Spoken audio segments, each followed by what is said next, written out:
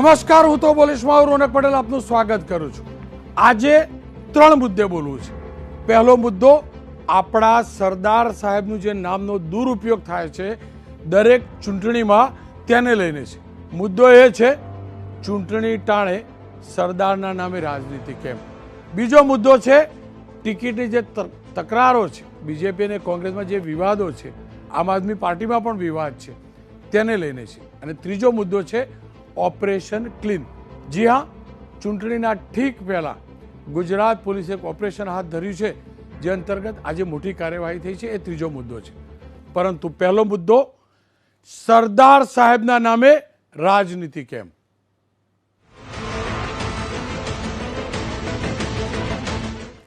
જે સરદારે આખા દેશનું નિર્માણ કર્યું, જે સરદારે દેશનો નકશો બનાવ્યો, જે સરદારે તમામ રાજા રજવાડોને માન સાથે દેશમાં એક કર્યા, એ સરદારના નામનો દર ચૂંટણીએ દુરુપયોગ થતો રહ્યો છે. ફરી એકવાર એ નામનો દુરુપયોગ થઈ રહ્યો છે. એટલું જ નહીં, એ નામ સાથે વિવાદો જોડીને દુનિયાભરના નિવેદનો આવી રહ્યા છે. અને હવે એ નિવેદનની શરૂઆત કોંગ્રેસ તરફથી મધુસૂદન મિસ્ત્રીએ કરી છે. મુદ્દો હતો, આજે કોંગ્રેસે પોતાનો એજન્ડા જાહેર કર્યો. આનો પત્રકાર પરિષદ હતી. એ પત્રકાર પરિષદ બાદ મધુસૂદન મિસ્ત્રીનું જ્યારે ઇન્ટરવ્યૂ લેવામાં આવ્યું, ત્યારે તેમને જે નિવેદન આપ્યું ને, એ વિવાદાસ્પદ છે. મુદ્દો એ હતો, કોંગ્રેસે મુદ્દો બનાવેલો કે સરદાર પટેલ સ્ટેડિયમ અમદાવાદનું, મોટેરાનું, એનું નામ બદલવામાં કેમ આવ્યું, કેમ નરેન્દ્ર મોદી સ્ટેડિયમ નામ આપવામાં આવ્યું. આ મુદ્દે કોંગ્રેસે નિવેદન કર્યા. આ સ્ટેડિયમનું નામ આજે નથી આપવામાં આવ્યું, આ સ્ટેડિયમનું નામ આજે નથી બદલાયું. પરંતુ આજે શું થયું, તો ચૂંટણી હવે નજીક આવી રહી છે. મારો સવાલ કોંગ્રેસ ભાજપ બંનેને રહેશે, તમે રાજનીતિ કરવા એક રાષ્ટ્રપુરુષના નામનો કેમ ઉપયોગ કરો છો? શું કારણ છે કે સરદારના નામ સિવાય તમે ચૂંટણી નથી લડી શકતા? અને એટલે જ લાગ્યું કે આ મુદ્દે ચર્ચા થવી જોઈએ, આ મુદ્દે બોલવું જોઈએ, આ મુદ્દે કોંગ્રેસને પણ પૂછવું જોઈએ, આ મુદ્દે ભાજપને પણ પૂછવું જોઈએ. કદાચ હવે એ કહેવાનો સમય આવી ગયો છે કે એક પણ નેતાને કમસે કમ ચૂંટણી ટાણે આ રાષ્ટ્રપુરુષોના નામનો ઉપયોગ કરવાનો કોઈ અધિકાર નથી. કારણ કે એ કેવા પ્રકારના ઝેર પણ એમની જીભથી આવે છે, અને એ જ જીભથી સરદારનું નામ પણ બોલે છે. એટલે લાગ્યું કે આ મુદ્દે ચર્ચા થવી જોઈએ. ખેર, મધુસૂદન મિસ્ત્રીએ શું કહ્યું એ સાંભળી લઈએ.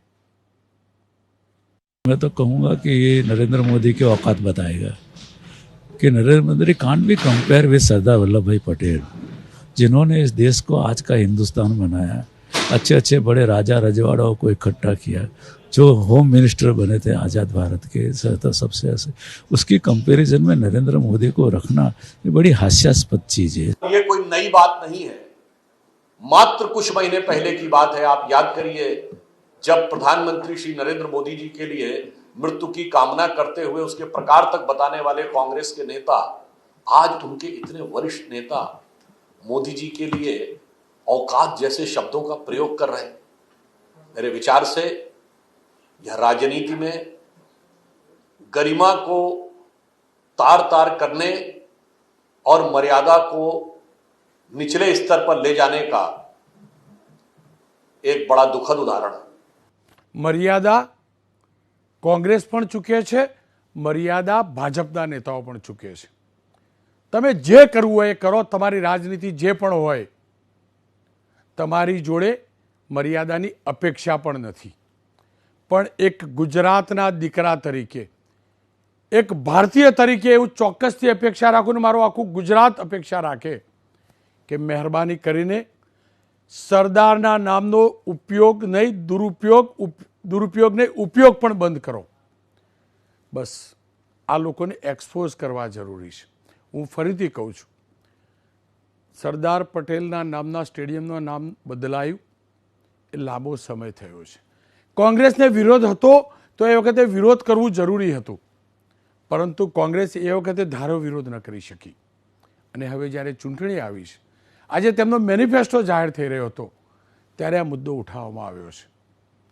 હું ભાજપનો પક્ષ નથી લઈ રહ્યો, ફરીથી કહું છું, ભાજપના નેતાઓને પણ આ નામનો ઉપયોગ કરવાનો અધિકાર નથી. પરંતુ સવાલ એ છે, જ્યારે જ્યારે ચૂંટણી આવે છે ત્યારે જ કેમ સરદાર યાદ આવે છે અને સરદારના નામ સાથે વાત કરીને ઓકાત શબ્દને કેમ જોડવામાં આવે છે. સરદાર એ નામ છે જેને કોઈ પહોંચી પણ ન શકે નામ સુધી. સરદાર એ વ્યક્તિત્વ છે. પરંતુ હકીકત એ છે 182 બેઠકવાળી આ વિધાનસભા જીતવા 182 ફૂટ ઊંચું સરદાર પટેલની મૂર્તિ એને પણ રાજનીતિનો હિસ્સો બનાવવામાં આવે છે અને એટલે જ દુઃખ થાય છે. મારી સાથે સુધાंशु त्रिवेदी भी जोड़ाया है, भारतीय जनता पक्ष राष्ट्रीय प्रवक्ता है. सुधांशु जी, आपका स्वागत है. आपकी प्रतिक्रिया ले लूं उसके पहले शक्ति सिंह गोहिल को सुन लेते हैं. मैं आज मुद्दे शक्ति सिंह गोहिल સાથે વાત કરીશ. શક્તિભાઈ નમસ્કાર, આપનું સ્વાગત છે. આજે કોંગ્રેસની પ્રેસ કોન્ફરન્સ થઈ, કોંગ્રેસે મુદ્દો ઉઠાવ્યો, સરદાર સાહેબનો મુદ્દો બનાવ્યો. શું કારણ અત્યાર સુધી અચાનક જ કોંગ્રેસે સરદાર પટેલનો મુદ્દો ઉઠાવ્યો? રોનકભાઈ, આપને હું જણાવું કે હું તો માનું છું નરેન્દ્રભાઈ મોદી એ ભાજપના વડાપ્રધાન નથી, એ દેશના વડાપ્રધાન છે, મારા પણ વડાપ્રધાન છે. એટલે હું તો આજે રોનકભાઈ આપની ચેનલના માધ્યમથી વિનંતી કરીશ. હું જલ્દી એ વાત માની શકતો નથી કે અમદાવાદનું જે સ્ટેડિયમ, મને ખબર નથી, હું તો એ સમયમાં જીવો છું કે જ્યારે ટીવી નહોતા અને રેડિયો પર આપણે કોમેન્ટ્રી સાંભળતા હતા અને ત્યારે અમદાવાદના અંદર કોઈ મોટેરાના અંદર ક્રિકેટ મેચ રમાતી તો રેડિયોમાં પણ આવતું કે સરદાર વલ્લભભાઈ મોટેરા સ્ટેડિયમ में ये मैच हो रही है. એટલે કે આ ક્રિકેટ સ્ટેડિયમનું નામ સરદાર વલ્લભભાઈ પટેલ સાથે જોડાયેલું હતું. અને એ પછી માત્ર આપણા વડાપ્રધાનશ્રીને વહાલા થવા માટે કદાચ હોઈ શકે એમના ધ્યાન બહાર, એમણે કહેવરાયું હશે એવો હું આક્ષેપ ના કરી શકું, એમના ધ્યાન બહાર સરદાર વલ્લભભાઈ પટેલનું નામ હટાવી દેવામાં આવે અને આજના વડાપ્રધાનનું નામ મૂકી દેવામાં આવે, આ દેશના દરેક નાગરિકનું અપમાન છે. સરદાર સાહેબ એ આપણા સૌના છે. શક્તિભાઈ, એક તરફ એમ કહો છો કે હું પ્રધાનમંત્રીનો આદર કરું છું, તમારા પક્ષના વરિષ્ઠ નેતા મધુસૂદન મિસ્ત્રી એમ કહે છે કે હું તેમની ઓકાત બતાવી દઈશ. આ હલકો શબ્દ નથી. આ પ્રકારના શબ્દોનો ઉપયોગ શું કારણ? આ પ્રકારની ઝેરીલી જબાન કોઈ પણ પક્ષના નેતા માટે, દેશના પ્રધાનમંત્રી માટે કેમ? જો હું તમને એમ કહું કે એમની મેં આખી પ્રેસ કે એમને કઈ ભાવથી કહ્યું છે મને ખબર નથી. ભારતીય જનતા પાર્ટીના એક સંસદ સભ્ય મહાત્મા ગાંધીજી માટે એટલી ખરાબ ભાષાનો પ્રયોગ કર્યો તો એ ભારતીય જનતા પાર્ટીનો પ્રયોગ, અથવા તો મધુસૂદનભાઈ ખૂબ જ શાલીન અને ખૂબ અનુભવી વ્યક્તિ છે. એમના આખા વિચાર, એમના ભાવને સમજવો જોઈએ મને લાગે છે. મેં એ શબ્દો અને મારી હાજરીમાં એ શબ્દો બોલાયા નથી એટલે વિશેષ હું ટિપ્પણી નથી કરતો. પણ કોંગ્રેસ પક્ષે હંમેશા એક નીતિમત્તા, એક ગરિમા, પદની ગરિમા, હા, એ પદ પર બેઠેલી વ્યક્તિ વિશે મારો ઘણો બધો વિરોધ છે, કારણ કે એમના અમુક કૃત્યો, કર્તવ્યો, એમની કામગીરી, એની સાથે મારો વિચારભેદ છે અને રહેશે અને હું લડીશ. પણ એ પદનું હું સન્માન કરું છું કે પદ છે એ પદ દેશનું પદ છે, કોઈ રાજકીય પાર્ટીનું પદ નથી. મારી સંસ્કારિતા, મારા પક્ષની એક જે આજ સુધીનો ઇતિહાસ રહ્યો છે એમાં એ પ્રકારની ભાષા હું ઉપયોગ ના કરી શકું. જો જ્યારે ચૂંટણી આવે એટલે ભાજપ હોય કે કોંગ્રેસ, સરદાર પટેલના નામે રાજનીતિ થાય છે. खुद प्रधानमंत्री आ गृह में कही चुक्या है, संसद में कही चुक्या है, तमने संभळावी दो. और सरदार साहब थे जिसको कांग्रेस पार्टी ने देश का पहला गृह मंत्री बनाया था. सरदार साहब थे जो जीवन भर कांग्रेस के लिए जिए, कांग्रेस के लिए जूझे, कांग्रेस के लिए उन्होंने अपना जीवन खत्म किया. वो शुद्ध कांग्रेसी थे.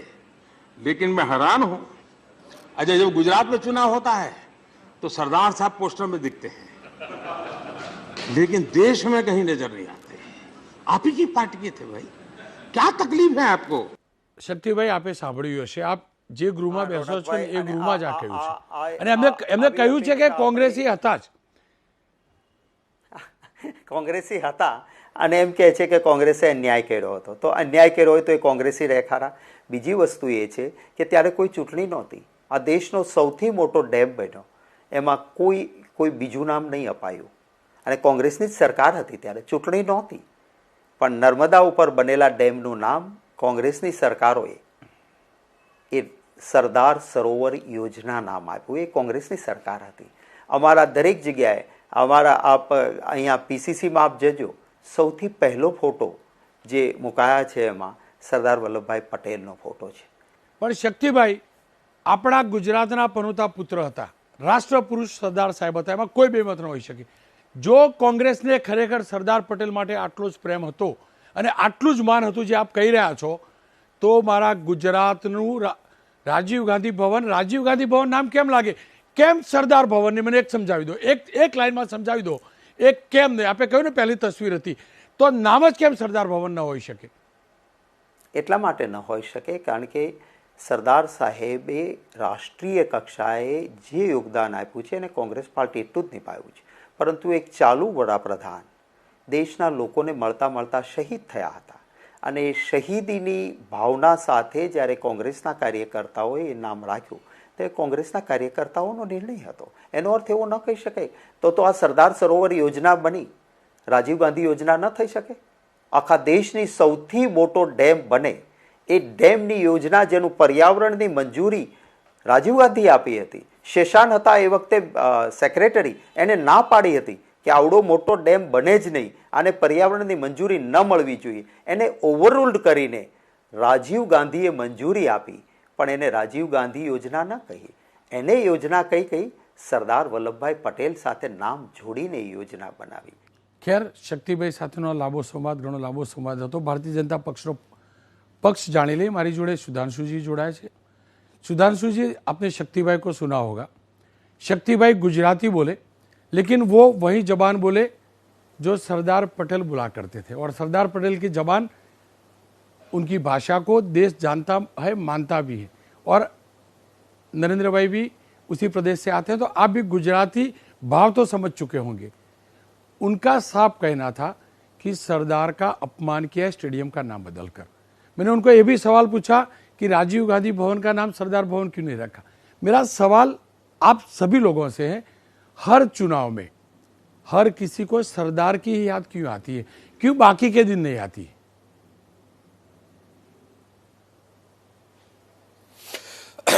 देखिए, जहां तक सरदार साहब के नाम की बात है, तो क्या कांग्रेस को कोई नैतिक आधार है उनके नाम की बात करने का? जब याद करिए, इस देश में पहली सरकार बननी थी, अंतरिम सरकार, सितंबर 1946 में, और सभी प्रदेश कमेटियों से नाम मांगे गए थे. तो एक कांग्रेस कमेटी ने पट्टाभी रमैया जी का नाम दिया था और एक या दो ने आचार्य कृपलानी का, और शेष सभी ने सर्वसम्मति से सरदार पटेल का, और 0 वोट मिले थे नेहरू जी को.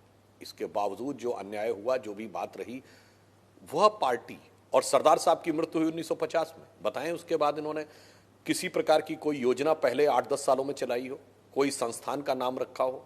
भारत रत्न वाला विषय तो अपनी जगह. तो क्या आपको लगता है कि उस पार्टी को कोई नैतिक आधार है इस विषय पे बात करने का? दूसरी तरफ हमारी स्थिति देखिए, भारत का एकीकरण सरदार पटेल जी ने किया. उस एकीकरण में एक एजेंडा आंशिक रूप से अधूरा रह गया था, वो था कश्मीर का विषय, जिसे मोदी जी के नेतृत्व में, जब अमित शाह जी गृह मंत्री थे, अगस्त 2019 में हमने पूरा किया. सरदार साहब की सोच क्या थी? स्वतंत्रता के बाद पहली बार उन्होंने सोमनाथ के मंदिर का निर्माण कराया, और उन्होंने कहा कि जब जब भारत स्वतंत्र हुआ है, सोमनाथ की पताका ने आकाश को छुआ है. आप देखिए, उसके बाद फिर चाहे काशी विश्वनाथ का कॉरिडोर हो, महाकाल का कॉरिडोर हो, केदारनाथ हो, तो जो सरदार साहब ने बीज रोपा था, उसे हम सब तरफ मोदी जी ने विस्तार दिया. सरदार साहब की जो मूर्ति बनी है, जो विश्व में सबसे बड़ी मूर्ति है किसी भी व्यक्ति की, यानी विश्व के आकाश में सबसे ऊंचा स्थान उनको देने का कार्य किया. किसी कांग्रेस के नेता को आपने देखा वहां पे जाते? किसी ने जाके सरदार साहब की मूर्ति पे दर्शन करने का कार्य किया? नहीं किया. इसलिए सरदार जी का विचार हो, सरदार जी के सिद्धांत हो, या सरदार जी का प्रतीक हो, उसको अगर ईमानदारी से अपने आचरण में लिया है और उसको ईमानदारी से सम्मान दिया है, तो मोदी जी के नेतृत्व में भारतीय जनता पार्टी. लेकिन देखिए मधुसूदन मिस्त्री ने जिस प्रकार से आरोप लगाए, शक्ति भाई भी ये बता रहे थे, इतना ही प्रेम है सरदार के नाम से तो स्टेडियम का नाम क्यों बदला गया? देखिए, यहां पर भी मैं एक बात कहना चाहूंगा। पहले तो मैंने कहा कि उनको बोलने का हक नहीं, वो तो छोड़ दीजिए, उन्होंने कितने संस्थान रखे, कहाँ गांधी नेहरू के नाम पे, नेहरू जी और गांधी जी तो छोड़ दीजिए, नेहरू जी, इंदिरा जी, राजीव जी के नाम पे आप दिल्ली में जाइए, राजीव चौक, फिर इंदिरा चौक, कनाट प्लेस, से बाकी सब तो छोड़िए। पहली बात ये कहना चाहते हैं, उस पूरे खेल संकुल का नाम सरदार पटेल संकुल है। वहां यदि एक स्टेडियम मोदी जी के नाम पे है तो ये दर्शा रहा है कि मोदी जी अपने को सरदार साहब की छत्र छाया में मान रहे हैं। यानी पूरा परिसर सरदार साहब के नाम पे है, उसमें एक स्थान मोदी जी के नाम पे है, तो मोदी जी तो उनकी छत्र छाया में, उनकी विरासत की छत्र छाया में है। इसमें किसी भी प्रकार की अवमानना कहां, ये तो उनके प्रति सम्मान का प्रतीक है। સુધાંશજી આપ જોડે રહે, દિલીપભાઈ તમારી જોડેથી જાણી લઈશ, તમને શું લાગે છે, શું કારણ કે આજે સરદારના નામે ફરી એકવાર વિવાદ શરૂ કરવામાં આવ્યો છે?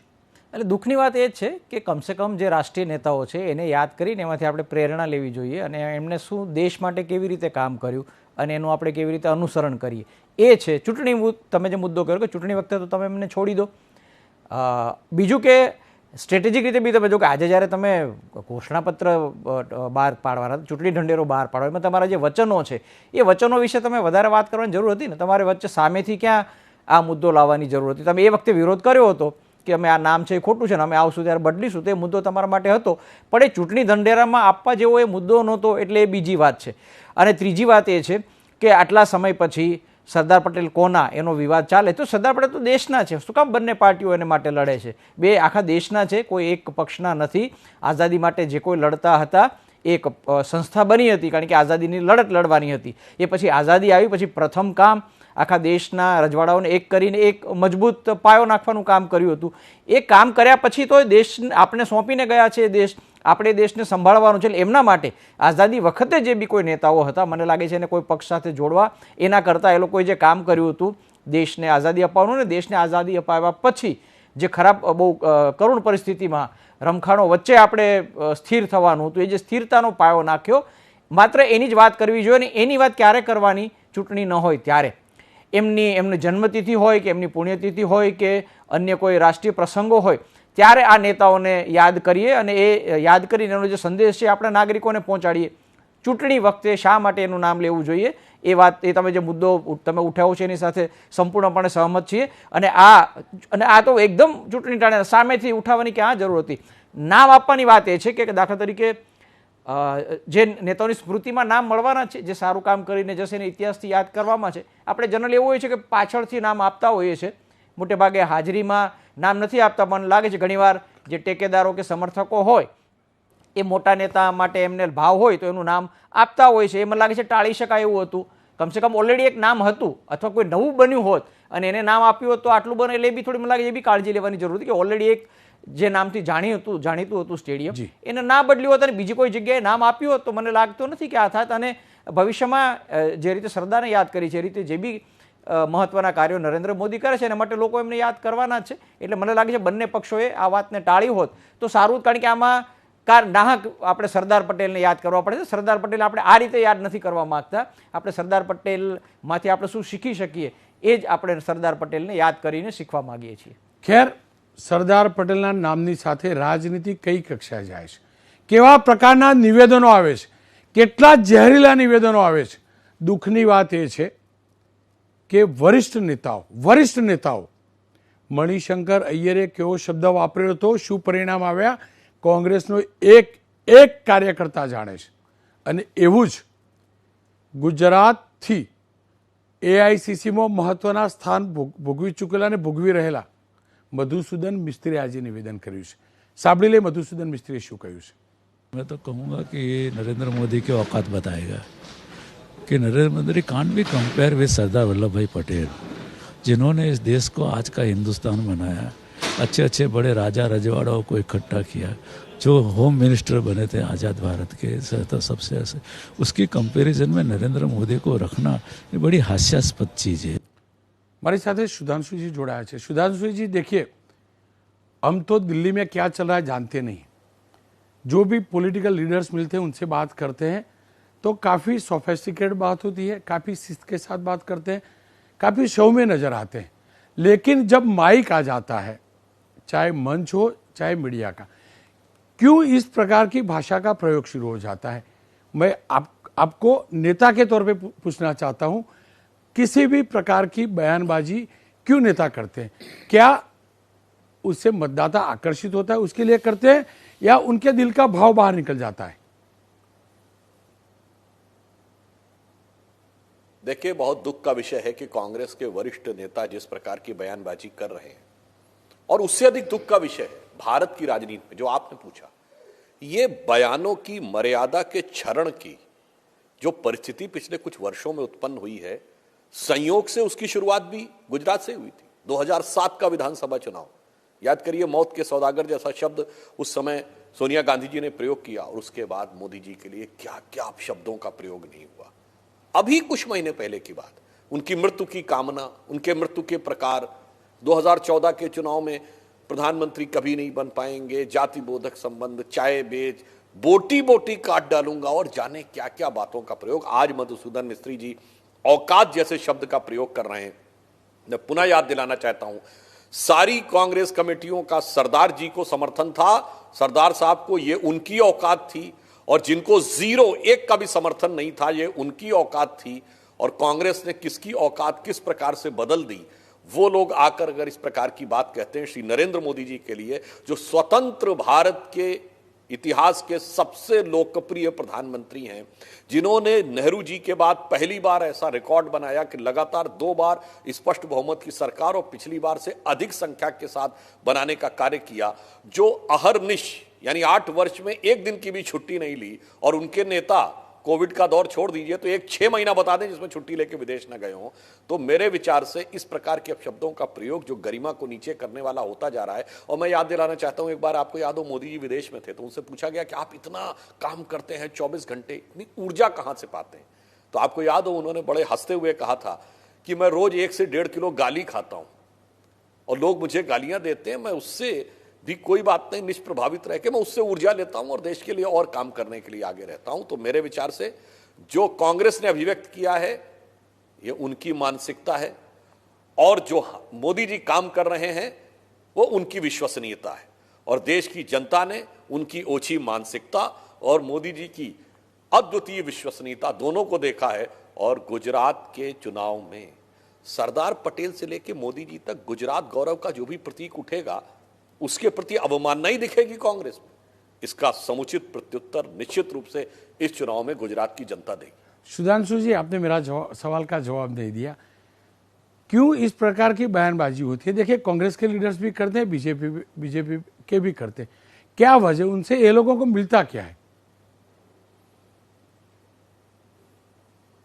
देखिए, मुझे उसकी वजह यह नजर आती है कि पहले भाजपा के खिलाफ ही उन लोगों के मन में बहुत कंटेम्प्ट था। जब से मोदी जी के नेतृत्व में भाजपा एक बहुत शक्तिशाली व्यवस्थित स्वरूप में आने लगी है, तो मोदी जी के प्रति घृणा और वैमनस्य के कारण वो लोग इस कदर उनका मानस प्रभावित हो जाता है कि क्या उचित है क्या अनुचित है इसको भूल जाते हैं। और एक प्रतिस्पर्धा है विपक्षी दलों में कि कौन मोदी जी के विरुद्ध कितना ज्यादा वैमनस्य की अभिव्यक्ति कर सके। उस कारण से भी, उस जवाबी कव्वाली में भी वो लोग अपनी मर्यादा भूलते चले जाते हैं। पर एक बात मैं कहना चाहूंगा, जितना उन्होंने मोदी जी के खिलाफ विष उगला है, अभी अमृत काल आ गया है, विष हटेगा, अमृत उभरेगा। जितना उन्होंने विष उगला है, देश की जनता और गुजरात की जनता ने उतना ही मोदी जी को अपना स्नेह दिया है। इसलिए मैं उनके लिए गालिब जी का जो एक शेर है उससे कंपेयर करके एक बात बोलना चाहूंगा कि मरीजे नफरते मोदी पर लानत खुदा की, मर्ज बढ़ता गया जो जो दवा की। सुधांशु जी, आप हमारे साथ जोड़ा, खूब खूब आभार, बहुत बहुत शुक्रिया। ખેર દિલીપભાઈ, આપની જોડેથી જાણી લો, સુધાંશુજીએ જવાબ ના આપ્યો કે બંને પક્ષના નેતાઓ કેમ કરે છે, કારણ શું હોય છે, શું કારણ આ પ્રકારના શબ્દોનો ઉપયોગ બીજેપીના નેતાઓ પણ કરે છે, કોંગ્રેસના નેતાઓ પણ કરે છે? આના સીધો ટૂંકો ફાયદો થાય છે। એના નાતે તમે રાજકારણ કરો, એને નાતે તમારું જે વોટ બેંક છે એને તમે રાજી કરવાની કોશિશ કરો, અને આમાં તમે કોકને બદનામ કરીને અને પછી વોટ લેવાની કોશિશ કરો છો, એના બદલે તમે પોઝિટિવ વાત કરીને કરો ને। મૂળ વાત જ એ હતી કે આ નેતાઓની સારી સારી વાત કરો, એના વખાણ કરો ને એને પ્રશંસા કરો છો, પછી ઉપયોગ શું થાય છે? માત્ર કે આ કરવાને કારણે મને એક વર્ગનો ટેકો મળી જશે અને હું જીતી જઈશ અને વોટ મળે છે, એટલા માટે જ આપણને વધારે દુઃખ થાય છે. રાજકારણ કરવા માટે બહુ બધા મુદ્દાઓ છે, આપણે ક્યાં ના પાડી છે, અને જ્ઞાતિવાદ આપણા સમાજમાં છે એટલે રાજકારણીઓ પણ કરે છે. આપણે એની ટીકા કરીએ છીએ અને કરવી જોઈએ, પણ સમાજમાં છે તો એ લોકો પણ કરે છે. તો તમે સીધો કરો ને તમારો જ્ઞાતિવાદ, એમાં તમે વચ્ચે રાષ્ટ્રીય નેતાઓને શું કામ લાગો છો? કારણ કે રાષ્ટ્રીય નેતાઓએ પોતાની ઓળખ ભૂલીને દેશમાં ભારતીયતાની એક ઓળખ ઊભી કરી હતી અને દેશની એક ઓળખ ઊભી કરી હતી. એટલા માટે એને યાદ કરવાના છે. જ્યારે એને આપણે લઈને આવીએ છીએ ત્યારે એને, અને બીજું પક્ષમાં બી પાછા જોડી દો છે કે આ નેતા આ પક્ષના, આ નેતા પેલા પક્ષના. એ નથી કોઈ પક્ષના, એ આપણા સમગ્ર દેશના છે. એ વાત ભૂલાઈ જાય છે. માત્ર તમને ફાયદો થાય છે મતમાં, એટલા ખાતર તમે આ કરો છો. અને એક પેલી ઇમેજ બનાવવાવાળી વાત છે. દાખલા તરીકે હમણાં તો ઓછું બોલાય છે, પણ બાકી છોટે સરદાર, છોટે સરદાર. અરે ભાઈ, તમે શું કામ, તમે છોટે મોટે કંઈ નહીં, તમે સરદારનું નામ તમારી સાથે જોડી શકો એવી સ્થિતિમાં છો જ નહીં. કોઈ નથી. છેલ્લા 50 વર્ષની રાજનીતિમાં એવો પણ એક નેતા નથી આવ્યો કે છોટે મોટે આગળ કોઈ પણ સરદાર લખાવો, સરદાર શબ્દ તમારી આસપાસ ફરકી શકે એવી સ્થિતિમાં નથી. તો શું કામ આ પ્રકારના શબ્દ પ્રયોગો કરો છો? તમારી ઇમેજ ચમકાવી છે, કોકને પ્રભાવિત કરવા છે અને મત લેવા છે. તમારે પ્રભાવિત કરવા માટે, મત લેવા માટે તમારી પાસે બહુ બધાય ચાલાકીઓ છે, બહુ બધી તમારી પાસે મુદ્દાઓ છે. એનો ઉપયોગ કરો. મહેરબાની કરીને રાષ્ટ્રીય નેતાઓને તમે વચ્ચે ન લાવો. એ મુદ્દો મને લાગે છે બહુ સૌથી અગત્યનો છે ને એટલા માટે તમે આ મુદ્દો ઉપાડ્યો, એ બહુ સારી બાબત છે. દિલીપભાઈ, કોંગ્રેસના કાર્યકર્તાઓ જોડે વાત કરતા હોય છે તો ઘણીવાર કહેતા હોય છે કે અમારા મોટા નેતાઓ આવીને બફાટ ના કરે તો સારું, રાષ્ટ્રીય નેતાઓ આવીને બફાટ ના કરે તો સારું. મણિશંકર અય્યરવાળું નિવેદન વારંવાર યાદ કરતા હોય છે. તમને લાગે છે એ જ પ્રકારનું આ નિવેદન મધુસૂદન મિસ્ત્રીએ આપ્યું અને એ ભારતીય જનતા પક્ષનો ઉપયોગ કરશે ચૂંટણી દરમિયાન? મને લાગે કરશે, કોશિશ તો કરશે. એકચ્યુઅલી જ્યારે બે થયું છે. આજે તમે જુઓ કે જ્યારે તમે ચૂંટણી ઢંઢેરો બહાર પાડો ને ત્યારે તમે બેઝિકલી શું વાત કરો, અમે શું શું કરવા માગીએ છીએ. મોટે ભાગે અમે કંઈક સારું કરવા માગીએ છીએ, એટલા માટે ચૂંટણી ઢંઢેરો હોય છે. તો તમારે મુદ્દા પણ એ જ રાખવા જોઈએ ને કે અમે શું સારું કરીશું, અમે કેવી રીતે શિક્ષામાં શું કરીશું, સ્વાસ્થ્યમાં શું કરીશું, બાકીના જે ભાઈ એમણે મુદ્દા આપ્યા છે. એટલે પ્રસંગ જ નહોતો આજે તમારે આ મુદ્દો લેવાનો. એ જે મુદ્દો હતો એ જૂનો પણ મુદ્દો હતો. એ વખતે તમે એનો વિરોધ કરી ચૂક્યા હતા અને એ વખતે પણ કહી ચૂક્યા હતા કે અમે આવીશું ત્યારે તમે નામ બદલીશું. એ એવો મુદ્દો નહોતો કે તમે એને ચૂંટણી ઢંઢેરામાં લો. એટલે પેલી ભૂલ તો એ હતી, ચૂંટણી ઢંઢેરામાં સામેલ કરવા જેવો આ મુદ્દો હતો જ નહીં. સમગ્ર રીતે પ્રજા માટે તમે શું કરવા માગો છો અને તમારું વિઝન શું છે એને માટેનો હતો. અમે ભ્રષ્ટાચાર દૂર કરીશું જૂની સરકારનો, એ તો કાયમી તમારો પ્રચારનો મુદ્દો હોય છે. એમણે જે કર્યું છે અમે બધું સુધારી દઈશું, એ તો પ્રચારનો કાયમી મુદ્દો છે. એ તમે કરતા રહો ને. એટલે પહેલી ભૂલ એ છે. બીજી ભૂલ આ કે આ રીતે નિવેદન કરશે, મને લાગે એની પૂરેપૂરી કોશિશ કરશે. ભૂતકાળમાં તો આપણે અનુભવ છે અને અત્યાર સુધીમાં મોટે ભાગે કોઈ એવા નિવેદન નથી આવ્યા કે બીજેપીને એનો લાભ મળી જાય. એટલે બીજેપી મોકો જોઈને જ બેઠી છે કે આવું એકાદ બે નિવેદન આવે, આવા કંઈક એકાદ બે સ્ટેટમેન્ટ આવે અથવા એવી એકાદ ભૂલ કરે તો અમે પછી એના પર લાગી પડીએ. કારણ કે જે મુદ્દે જવાબ આપવાનો છે એની પાસે તો જવાબ છે નહીં. સ્કૂલો દેખાડવા માટે છે નહીં સારી સ્કૂલો, એટલે તમારે સેટ ઊભા કરવા પડે છે. મોરબીમાં જે થયું એમાં તમારે રંગરોગાન કરવું પડે છે, કારણ કે હોસ્પિટલમાં સીધી રીતે તો બતાવી શકાય એવી નથી. એટલે એ જ્યારે જવાબો નથી આપી શકાતા, એની સામે લોકોને કેવી રીતે તમે રાહત આપીશો એની તમે તમારે નકલ કરવી પડે છે. એ સંજોગોમાં જવાબ ના આપવા પડે અને પ્રહારો કરવા પડે એની રાહત જોવે છે. અને આવી રીતે મોકો મળે મને લાગે છે એનો ચોક્કસ ઉપયોગ કરશે, કેટલો ચગાવી શકે છે. અને હવે એની સામે રિએક્શન આવશે તો ભૂતકાળમાં નુકસાન થયું છે એમ થઈ શકે છે. ખેર, 100 વાતની એક વાત, એક પણ રાજનેતાને સરદારના નામનો ઉપયોગ કરવાનો અધિકાર નથી. કારણ કે સરદાર રાજનેતા નહોતા, રાષ્ટ્ર નેતા હતા. સરદાર રાષ્ટ્ર પુરુષ હતા અને રાષ્ટ્ર પુરુષ થવાની ક્ષમતા ન હોય ને તો સરદારના નામનો દુરુપયોગ તો ઠીક, ઉપયોગ કરવાનો તમને અધિકાર નથી. કારણ કે હિન્દુસ્તાનના કોઈ પણ નાગરિકના શરીરનું ચામડું ઉતારી સરદારની મૂર્તિનું જૂતું પણ બનાવવામાં આવે ને તો હિન્દુસ્તાનનો એ નાગરિકનું જીવન ધન્ય થઈ જાય.